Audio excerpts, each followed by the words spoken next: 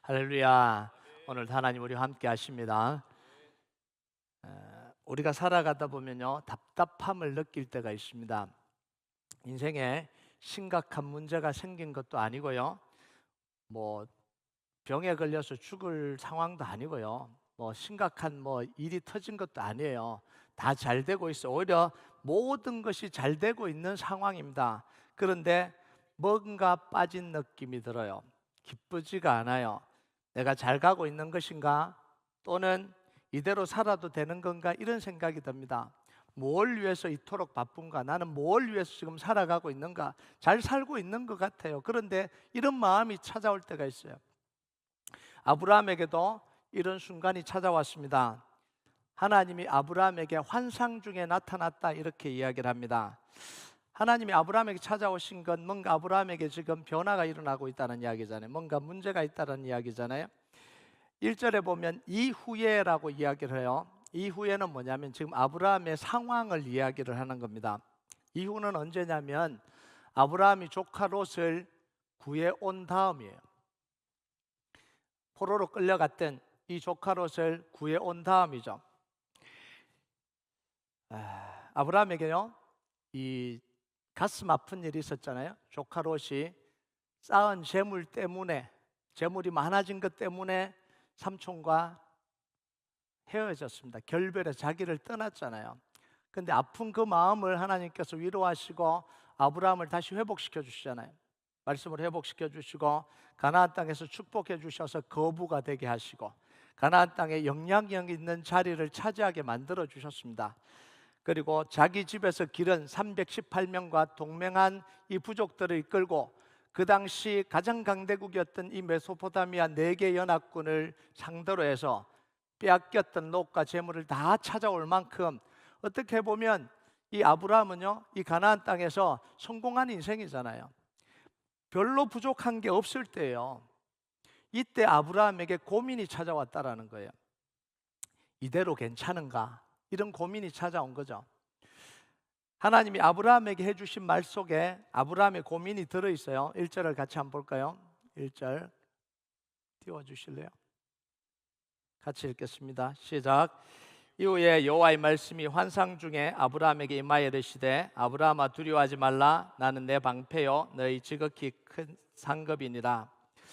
아브라함의 고민이 두 가지였던 것 같아요. 첫 번째는 두려웠다라는 거예요. 이게 전쟁의 여파로 때문에 그런 건지 모르지만 이 아브라함의 마음 속에 두려워하는 마음이 있다라는 거죠. 그러니까 두려워하지 말라 이런 이야기를 하잖아요.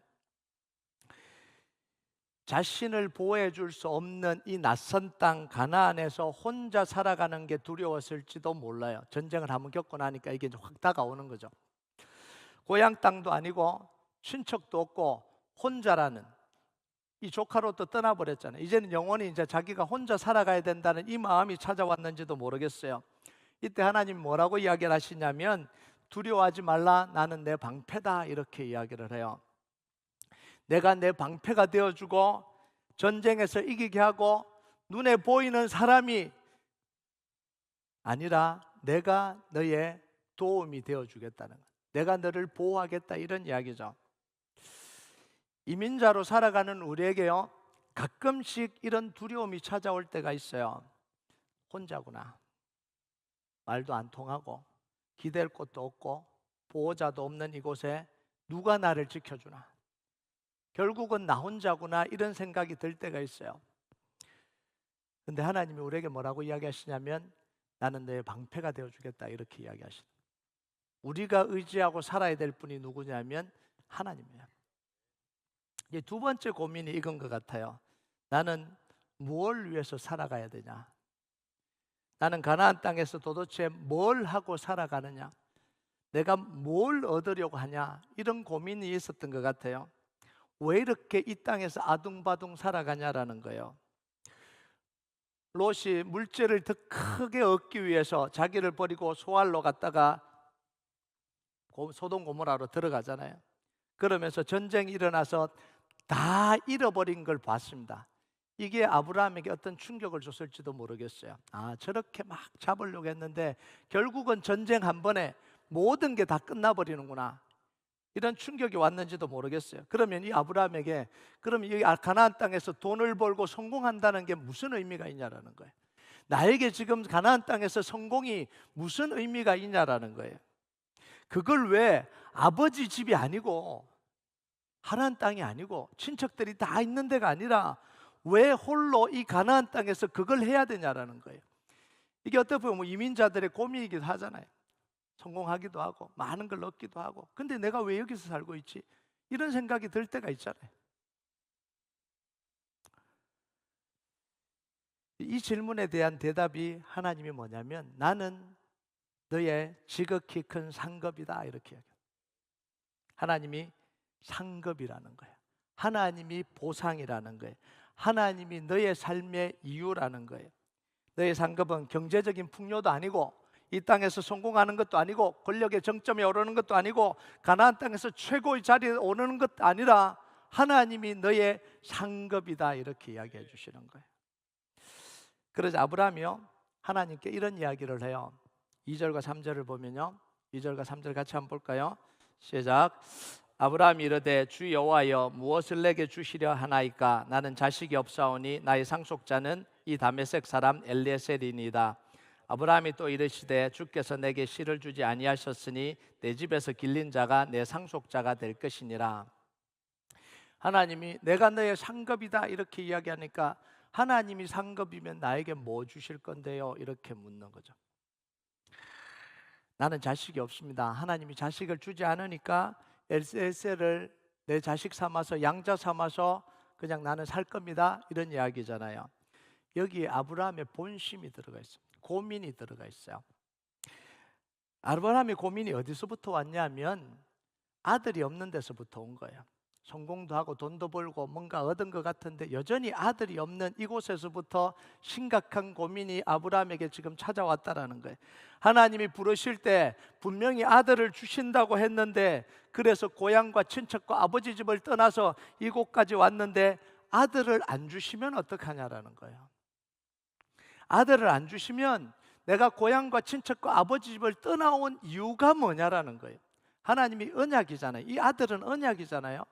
이걸 하나님이 안 이루어 주시면 돈은 고향에서도 벌 수도 있고요, 유명해지는 고향에서도 할 수 있는데, 이걸 안 이루어 주시면 내가 이 가나안 땅에서 살아가는 이유가 뭐냐, 이런 질문이기도 해요.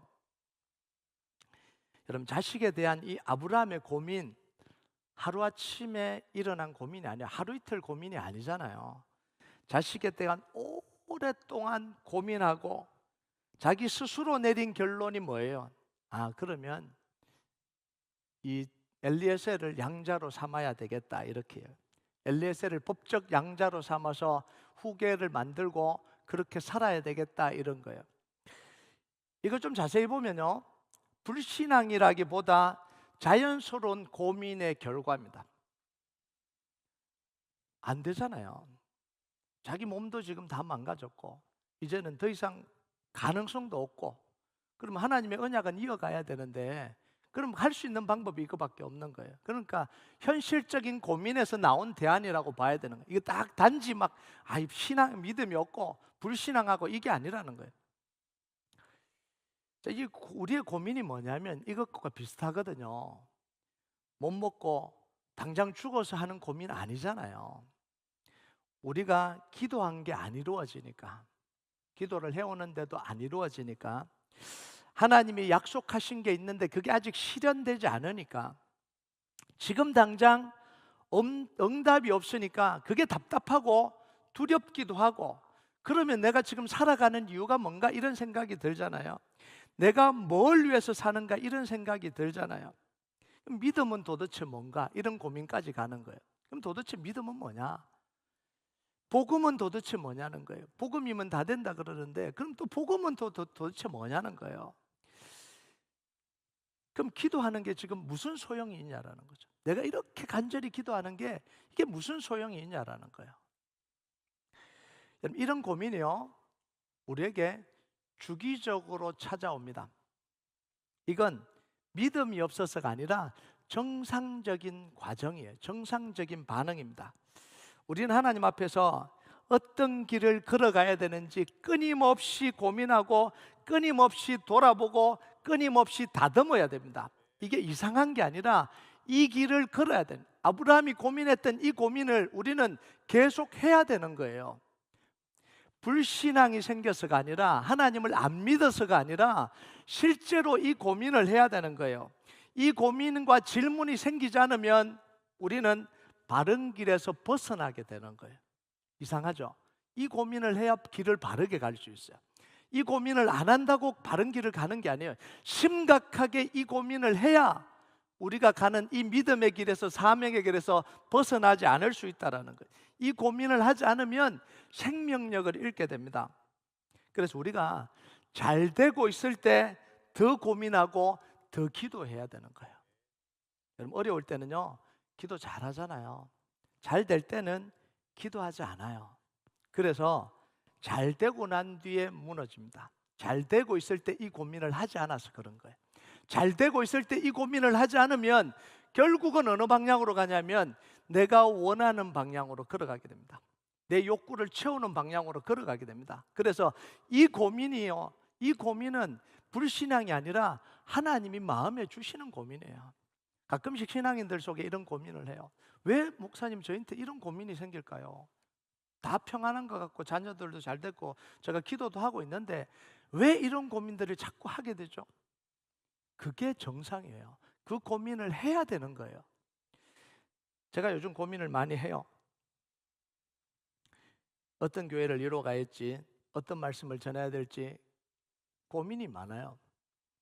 이 고민이 얼마나 깊냐 하면 여리고 프로젝트 할 때보다 고민이 더 깊어요. 여호수아 프로젝트 할 때보다 고민이 더 깊습니다. 그때는 별로 고민이 없었어요. 왜냐하면 기도만 하면 되니까. 하나님 이루어달라고 고민 없이 그냥 기도하면 되니까. 하나님 이루실 줄 믿고 그냥 기도하면 되니까. 근데 그게 다 이루어졌잖아요. 근데 이제는 고민이 뭐냐면 어떤 교회를 이루어 가야 되냐는 거예요. 그게 다 이루어졌는데, 여리고 프로젝트가 이루어지고 여호수아 프로젝트가 이루어졌는데 어떤 교회를 이루어 가야 되냐는 거예요. 어떤 말씀을 선포해야 되냐는 거예요. 여러분, 이렇게 하지 않으면, 이 고민을 하지 않으면 교회가 안정되고 숫자가 늘어나면 안주하게 됩니다. 안주하게 돼요. 진짜 하나님이 원하시는지 원하는 게 뭔지를 보지 못하게 됩니다. 그래서 우리가 답 없는 고민을 계속해서 해야 돼요. 이게 괴로운 과정이거든요. 답 없는 고민을 하는 게 이게 괴로워요. 딱 떨어지면 너무 좋아요. 여리고 프로젝트 하니까 하나님 기 주십시오, 말씀 주십시오, 아멘, 모여서 기도하면 이게 딱 떨어지잖아요. 여호수아 프로젝트 할 때 하나님이 딱 떨어지잖아요. 기도하면 하나님 응답 주시고 딱 떨어지잖아요. 이게 오히려 쉬워요, 어떻게 보면. 그런데 이 답 없는 고민을 해나가야 되니까 이게 우리한테 괴로운 거예요. 그런데 이 고민은 반드시 우리가 해가야 되는 겁니다. 여러분, 복음 전에서 성도들에게 어떤 변화를 기대하냐는 거예요. 복음을 막 전하는데, 예수가 그리스도다, 복음을 전하는데 결국 성도들에게서 무슨 결과를 바라고 내가 이 메시지, 이 복음을 전하고 있냐, 이 고민이 오는 거예요.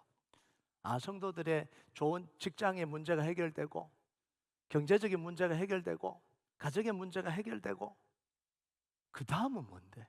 이 고민이 오는 거예요. 그래, 기도해서 그게 해결되면 그 다음은 뭔데? 내가 뭘 위해서 말씀을 전하냐는 거예요. 어떤 말씀을 전하냐는 거예요. 기도의 숲 만들기 프로젝트를 하자고 지금 끊임없이 외치고 기도하고 있는데 결국 그걸 통해서 하려고 하는 게 뭐냐는 거예요. 기도하는 사람들 숫자가 좀 늘어나는 걸까? 이걸 통해서 더 많은 사람들이 와서 기도하는 게 그게 바라는 결과인가? 아니면 한 사람이 기도하더라도 도시가 변화되고, 그럼 여러 사람 모이는 게 그게 결과가 아니어도 됐는데, 이런 고민들이 계속해서 도대체 이걸 통해서 이루려고 하는 게 뭐냐라는 거예요. 이 고민들이 되는 거예요.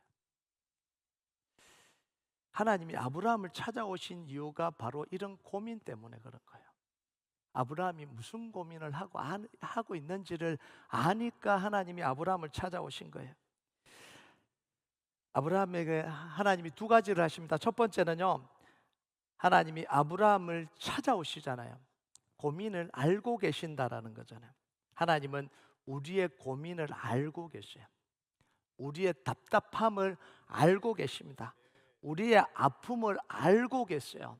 그래서 하나님은 뭐냐면 찾아오시는 하나님이에요. 그래서 고민하는 것, 간구하는 것 멈추지 말아야 되는 거예요. 고민 자체가 의미가 있는 겁니다. 근데 이 고민하는 이 기도는요, 은혜가 별로 안 돼요.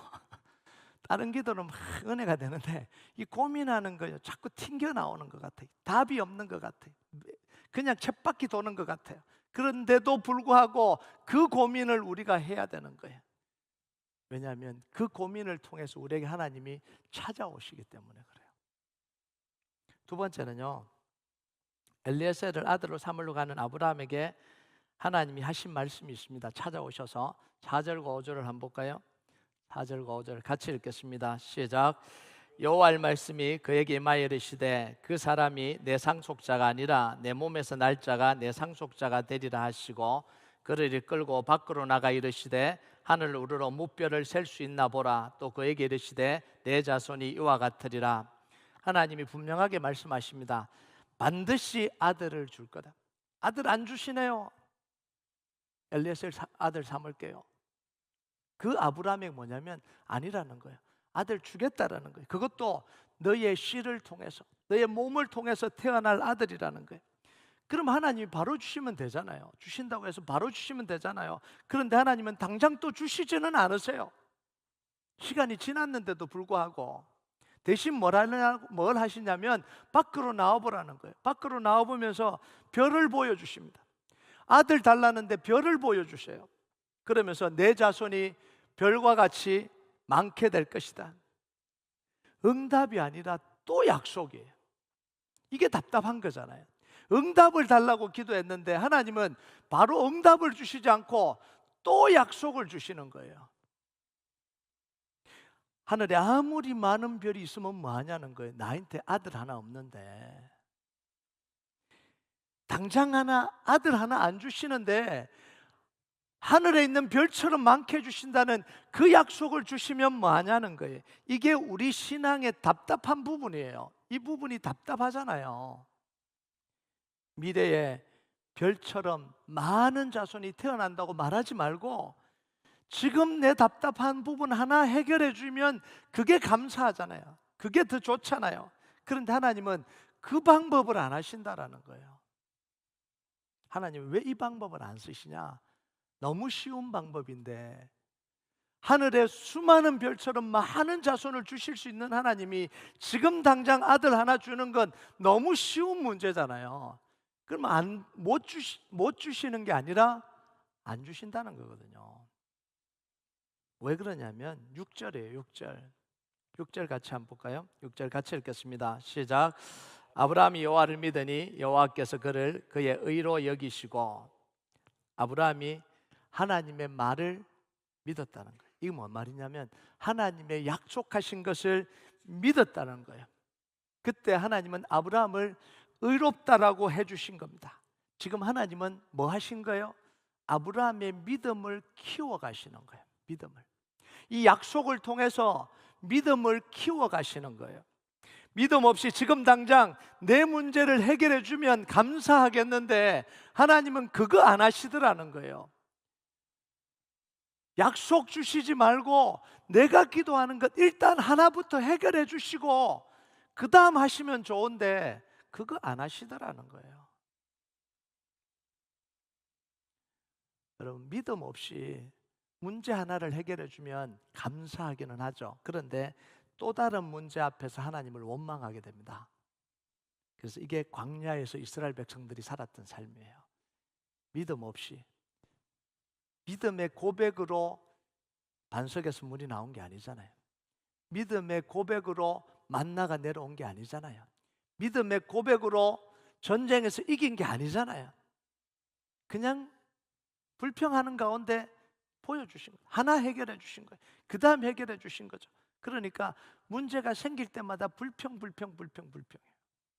왜요? 믿음이 없으니까. 약속에 대한 믿음이 없으니까. 하나님이 지금 아브라함의 믿음을 길러가시잖아요. 이삭을 주셔도 될 만큼 믿음이 성장할 때 이삭을 주십니다. 안 주시는 게 아니죠. 그때 주세요. 답답함 속에 믿음이 길러지는 거예요. 이걸 우리가 봐야 되는 거예요. 답답함 속에 믿음이 길러져요. 속이 시원함 속에 믿음이 길러지는 게 아니라 우리의 믿음의 대부분은, 지나온 시간을 다 보세요. 믿음의 대부분은 답답한 시간 속에서 우리의 믿음이 길러졌다는 거예요. 고난 속에 인내를 배우게 되고요, 인내가 어느 정도 차면 하나님의 역사를 경험하는, 이걸 계속해서 우리 인생 속에 반복해 가시는 분이 하나님입니다. 그래서 야고보서 1장 4절에 보면 인내를 온전히 이루라 이렇게 이야기를 합니다. 인내를 이루는 건 고통의 시간이잖아요. 그 고통의 시간을 온전히 지나가라 이렇게 이야기를 하는 거예요. 하나님이 아브라함에게 하늘의 별을 보여주시면서 그 인내의 시간을 온전히 이루도록 약속을 주시잖아요. 하나님이 아브라함에게 별을 보여주시듯이 하나님은 우리에게 예수 그리스도의 십자가를 우리에게 주신 거예요. 내가 너를 사랑하고 내 아들을 십자가에 내어줄 만큼 사랑한다는 거예요. 내가 너를 잊지 않고 있다라는 걸 보여주시는 거죠. 내가 너에게 한 약속을 지금도 잊지 않고 있다라는 걸 보여주시는 거예요. 우리는요, 하나님이 주신 약속인 예수 그리스도의 십자가를 보고 사는 사람들입니다. 예수 그리스도 이름을 주셨잖아요.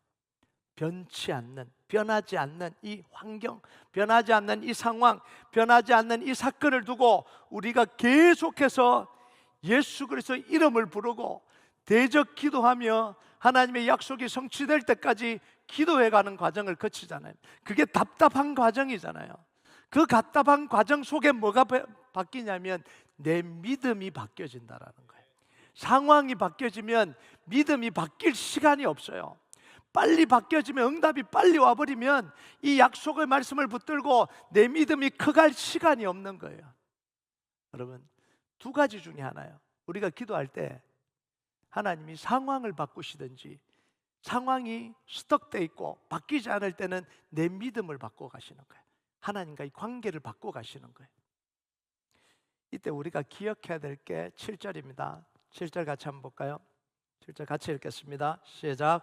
또 그에게 이르시되 나는 이 땅을 내게 주어 소유를 삼게 하려고 너를 갈대아인의 우르에서 이끌어낸 여호와니라. 하나님은 아브라함을 이유가 있어서 부르셨잖아요. 이삭을 통해서 큰 민족 이루게 하시고 그 이삭의 씨를 통해서 하나님의 이 구원의 언약을 이루시는 게 이게 목적이어서 아브라함을 부른 거잖아요.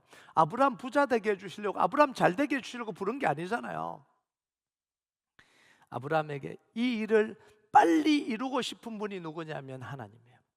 아브라함보다 훨씬 더 빨리 이루고 싶은 분이 하나님입니다. 답답해도 누가 더 답답해요? 하나님이 더 답답해요. 그런데 이 과정에서 하나님은 우리의 믿음을 키워가시는 거예요. 그러니까 우리가 걱정하지 않아도 되는 거예요. 우리의 답답함보다 하나님의 답답함이 훨씬 더 큽니다. 아브라함을 부르신 하나님은 반드시 그 부르심의 목적을 이루십니다. 하나님은 절대로 자기의 목적을 이루지 않는 분이 아닙니다. 반드시 이루세요. 반드시. 그 사람을 통해서 아니면 다른 사람을 통해서도 이루시는 게 하나님이잖아요. 반드시 이루어요. 우리를 부르신 하나님은 우리에게 약속과 비전을 주시는데 현재 이루어지지 않을 수도 있습니다. 현재 약속을 주시고 미래에 그걸 이루어가기 위해서 그 사이에 우리에게 성령님을 우리에게 주신 거잖아요. 약속을 우리에게 준 거잖아요. 예수 이름을 우리에게 준 거잖아요. 그걸 붙들고 기도하라고. 계속해서 뭐 주세요? 약속을 주시는 거예요. 응답을 주시는 게 아니라 계속해서 약속을 주십니다. 그런데 바로 안 이루어져요. 그런데 결론은 이루십니다. 그 약속은 결론은 반드시 이루세요. 우리가 볼 때 이 시기가 안 맞은 거죠. 우리가 볼 때 길게 느껴지는 거죠. 하나님은 반드시 이루십니다. 하나님이 구약으로부터 아담으로부터 지금까지 하나님이 하신 약속은 반드시 이루어졌잖아요.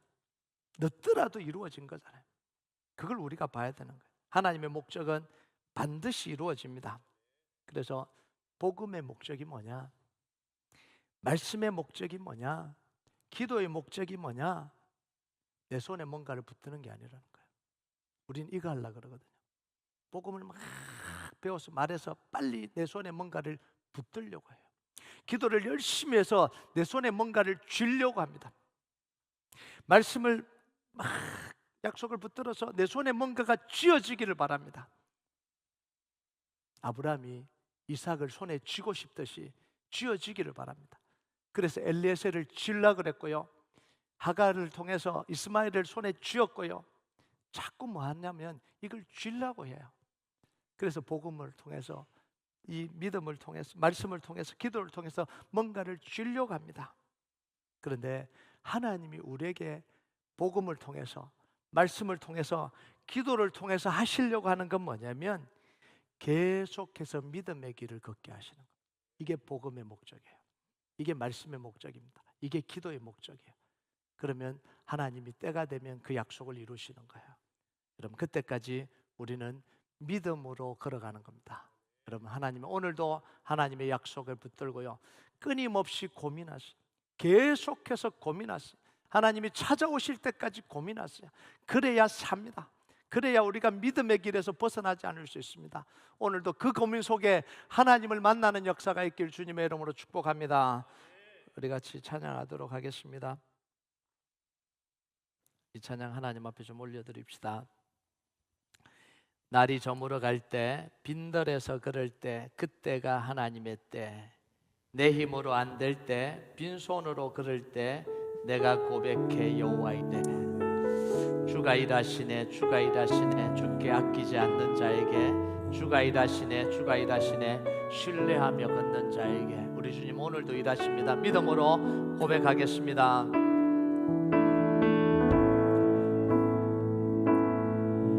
날이 저물어 갈 때, 빈들에서 걸을 때, 그때가 하나님의 때. 그때가 하나님의 때.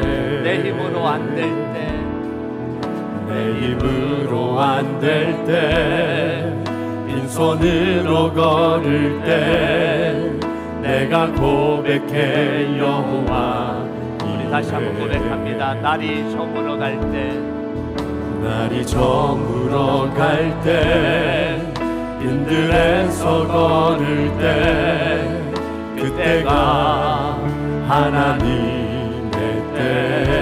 내 힘으로 안 될 때, 내 힘으로 안 될 때, 빈손으로 걸을 때, 내가 고백해 여호와 이래.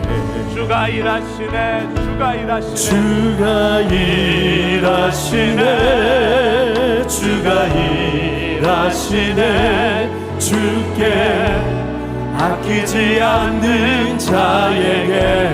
주가 일하시네, 주가 일하시네, 주가 일하시네, 신뢰하며 걷는 자에게.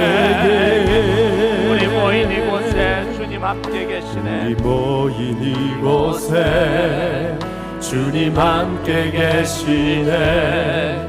누리네 아버지 은혜. 적은 떡과 물고기, 적은 떡과 물고기, 내 모든 걸 드릴 때 모두 고백해 여호와 이래. 우리 모인 이곳에 주님 함께 계시네. 우리 모인 이곳에 주님 함께 계시네.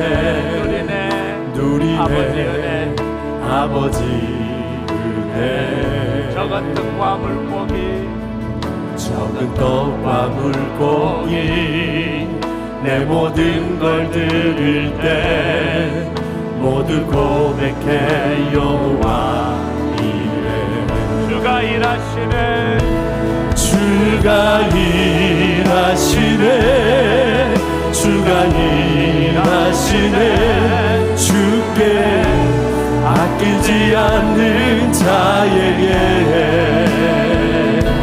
주가 일하시네 주가 일하시네 신뢰하며 걷는 자에게 주가 일하시네 주가 일하시네 주께 아끼지 않는